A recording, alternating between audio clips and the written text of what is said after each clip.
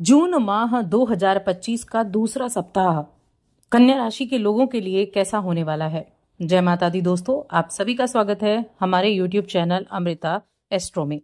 और इस वीडियो में मैं बात कर रही हूँ 8 जून से 14 जून तक के कन्या राशि फल के बारे में। देखिए, इस महीने इस सप्ताह में अगर हम ग्रहों की स्थिति देखें और उनसे होने वाले प्रभाव के बारे में जानें तो शुक्रदेव मेष राशि में विराजमान है सप्ताह की शुरुआत से ही और अंत तक, जिससे कन्या राशि की आर्थिक स्थिति में मदद मिलेगी। मंगल देव जो कि सिंह राशि में विराजमान है, केतु के साथ युति कर रहे हैं। अंगारक योग है, कुछ चीजों के लिए ये योग अच्छा नहीं है, लेकिन आपके मन की इच्छा को जागृत करने के लिए अच्छा है। इस पूरे सप्ताह में इसके जो प्रभाव है ना, उनको आपको संतुलन बनाकर चलना होगा। अगर मैं ग्रहों की स्थिति की बात करूं तो ग्रहों के लिए जो 9 जून का दिन है, इस दिन तो गुरु बृहस्पति अस्त हो जाएंगे और बुध देव उदय हो जाएंगे। देखिए, बुध और गुरु बृहस्पति दोनों एक ही राशि, बुध की राशि मिथुन राशि में विराजमान है। इन दो ग्रहों की युति बहुत अधिक लाभदायक भी रहने वाली है। इसके अलावा जो बाकी ग्रह हैं वो देखिए, मंगल देव तो सिंह राशि में है ही केतु के साथ, और सूर्य देव वृषभ राशि में है, शनि मीन राशि में है और राहु कुंभ राशि में है। इस तरह से ग्रहों की स्थिति बनी हुई है।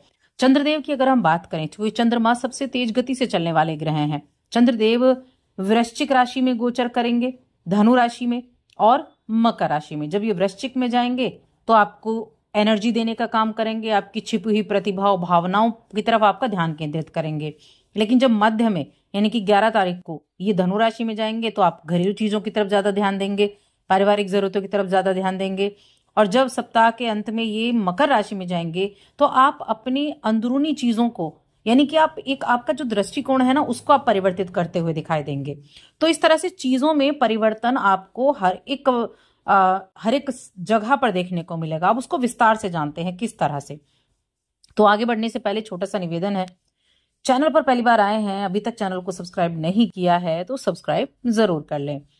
अब यहाँ देखिए, सबसे पहले मैं बात करूंगी आपकी वित्तीय स्थिति और आपके करियर के बारे में। तो अगर आपकी वित्तीय स्थिति और करियर को देखा जाए तो थोड़ा सा आपके खर्चे स्टार्टिंग में थोड़ा आपको देखने को मिल सकते हैं।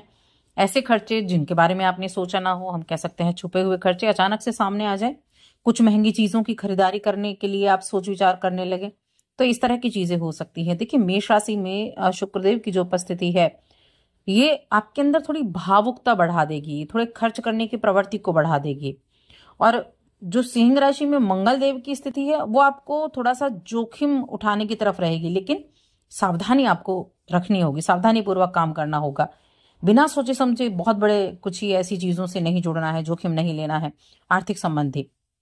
इसके अलावा अपने बजट को अच्छे से प्लान करके चले, अपनी योजनाओं पर अच्छे से ध्यान केंद्रित करके चलें। आपकी संपत्ति से जुड़े हुए चीजों के बारे में सप्ताह के मध्य में कुछ बातें जरूर होने वाली हैं। मिथुन राशि में जो ये शुभ ग्रहों की स्थिति है, ये इस तरह की चीजों के लिए, यानी कि कोई संपत्ति के बारे में सोच विचार, कोई ऐसे संसाधन के बारे में ज्यादा बातें इस समय अवधि में हो सकती है।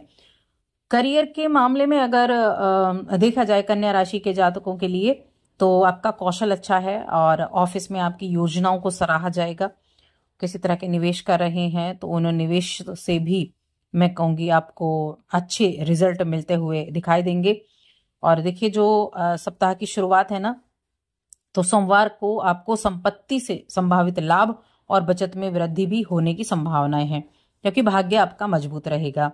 मंगलवार का दिन और बुधवार का दिन देखा जाए तो दोस्तों और परिवार से मिलने वाला समर्थन आपके काम में आपको आगे बढ़ने में मदद करेगा, जिससे आप योजनाओं पर अच्छे से अमल कर पाएंगे।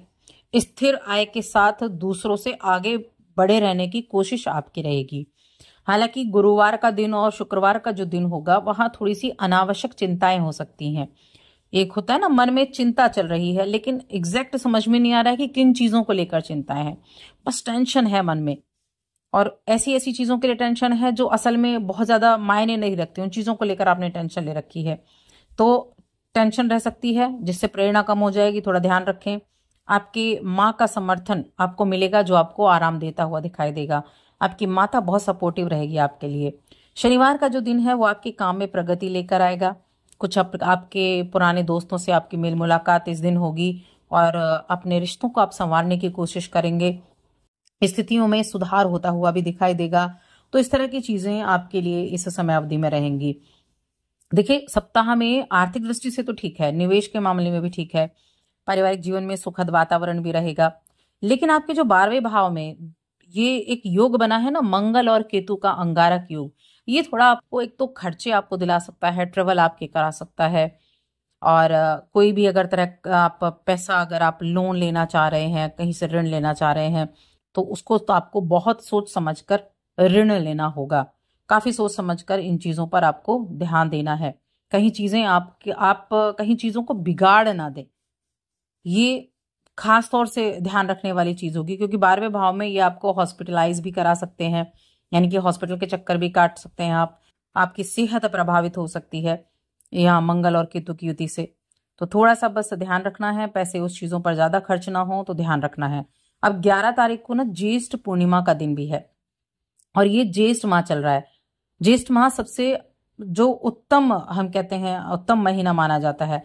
अब ज्येष्ठ माह की पूर्णिमा यानी जेठ पूर्णिमा हो गई, तो इस दिन का भी अपना ही महत्व है। माँ लक्ष्मी की आराधना करें, भगवान शिव की आराधना भी करें, चंद्रदेव को अर्घ्य दें, इस कार्य को भी आप करें, ये भी आपके लिए बड़ा उत्तम रहेगा।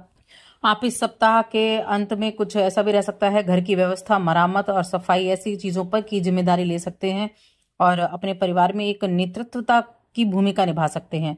यानी कि एक घर के मुखिया के तौर पर, बड़े होने के तौर पर आप एक अच्छी भूमिका निभाते हुए दिखाई देंगे।